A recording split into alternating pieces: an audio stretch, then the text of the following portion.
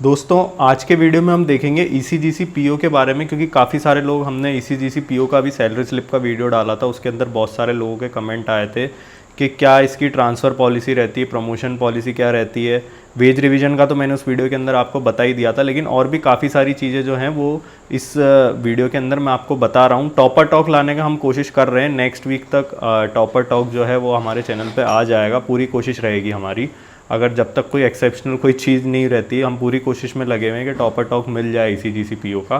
तो hopefully next week तक शायद मिलने वाला है अपने को टॉपर टॉक। तो उसके अंदर भी सारे डाउट अपन पूछेंगे और वो ज़्यादा डिटेल के अंदर बता पाएंगे।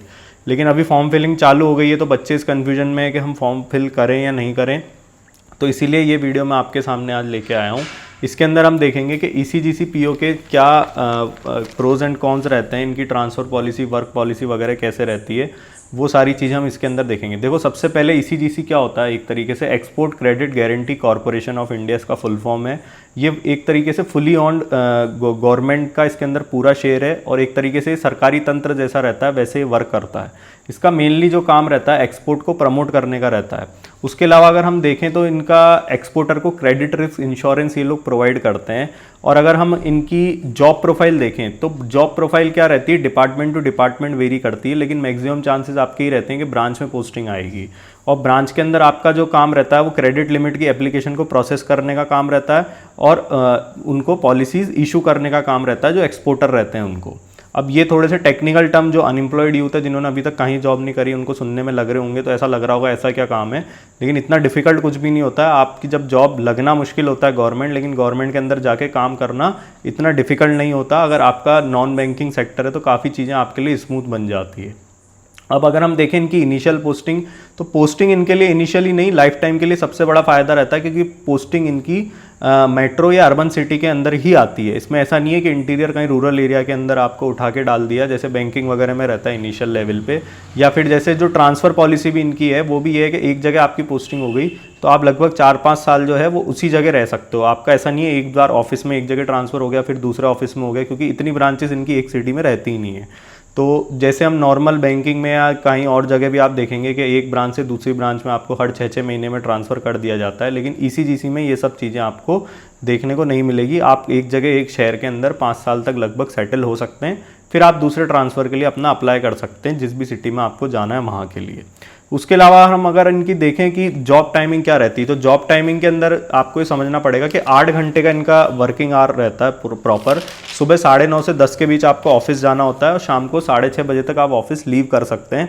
अब कुछ कुछ एक्सेप्शनल ब्रांचेस रहती है जहाँ का टाइमिंग 7 बजे तक का होता है। बाकी 6:30 बजे तक आप जो है ऑफिस को लीव करके और 7 बजे तक अराउंड आप अपने घर पहुँच सकते हैं। आपके घर की अगर दूरी ज़्यादा है, बड़ी सिटीज़ के अंदर थोड़ी दूरी ज़्यादा रहती है, तो भी आप जो है आधे घंटे के अंदर 7 बजे तक अपने घर वापस आ जाएंगे। इनका जॉब आवर्स जो है वो सबसे अच्छी चीज़ ये कि फिक्स रहता है कि 8 घंटे आपको काम करना है। सुबह 9:30 से 10 के बीच ऑफिस पहुंचने के बाद से आपका 8 घंटे का वो शेड्यूल स्टार्ट हो जाता है। उसके बाद अगर हम देखें इनका वर्क कल्चर, तो वर्क कल्चर इनका काफ़ी अच्छा है। स्टाफ फ्रेंडली वर्क कल्चर रहता है और मैनेजर पे भी काफ़ी सारी चीज़ें डिपेंड करती है, लेकिन प्रेशर अभी इस डिपार्टमेंट के अंदर एट प्रेजेंट इतना ज़्यादा नहीं है।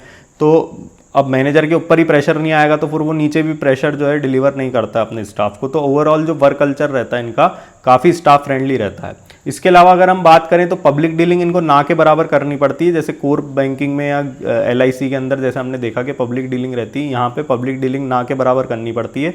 जो थोड़ी बहुत पब्लिक डीलिंग रहती है तो वो एक्सपोर्टर के साथ रहती है। इसके अलावा इसके अंदर फील्ड में जॉब का भी एक वो रहता है। अगर आपको फील्ड ऑफिसर बना दिया तो आपको एक्सपोर्टर के यहाँ जाके उनको विजिट करना पड़ता है एक्सपोर्टर पे, तो वहाँ पे एक फील्ड ऑफिसर की भी इनकी जॉब होती है। लेकिन वो भी कोई बहुत ज़्यादा टफ नहीं होती है, उसमें ऐसा नहीं होता आपको बिजनेस ले लेके आना, आप पे बहुत प्रेशर है, इस तरीके का नहीं रहता है। स्टाफ फ्रेंडली और वर्क फ्रेंडली आपको माहौल जो है वहाँ पे मिलता है। इसके बाद देखें कि इसके अंदर सबसे खास बात 5 डे वीक है। सैटरडे संडे इसका ऑफ रहता है। आपको 5 ही दिन जाना है, Monday to Friday. Saturday Sunday आप अपने घर पे रह सकते हैं, फैमिली के साथ रह सकते हैं, अपने बच्चों के साथ, वाइफ के साथ, मम्मी पापा के साथ अपना टाइम स्पेंड कर सकते हैं। प्रमोशन अगर हम देखें तो कंपैरेटिवली अगर हम बैंकिंग से कंपेयर करें यहाँ पे, तो प्रमोशन कंपैरेटिवली स्लो रहते हैं इनके थोड़े, लेकिन फिर भी जैसे पीओ के बाद इनका एग्जीक्यूटिव ऑफिसर बोला जाता है, फिर अगला प्रमोशन असिस्टेंट मैनेजर पे होता है, फिर मैनेजर पे होता है, फिर सीनियर मैनेजर और फिर एजीएम पे रहता है। अगर कोई बच्चा अपनी कम एज के अंदर, मान लो 25 से कम एज में ही वो ईसीजीसी पीओ बन जाए, तो वो सीनियर मैनेजर एजीएम तक जो है पहुंच जाता है अपने करियर के एंड तक।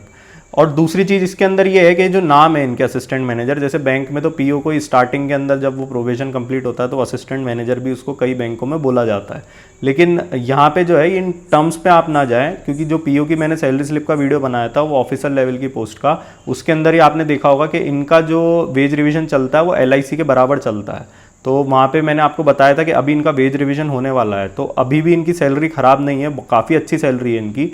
और जो वेज रिवीजन जब इनका हो जाएगा तो जितनी एलआईसी डबल ए होगी अभी बेसिक मिल रही है उतनी बेसिक मिलनी इनको स्टार्ट हो जाएगी। लगभग मेरे को एग्जैक्टली याद नहीं है, लेकिन शायद 88,000 कुछ एलआईसी डबल ए को अभी मिल रही है।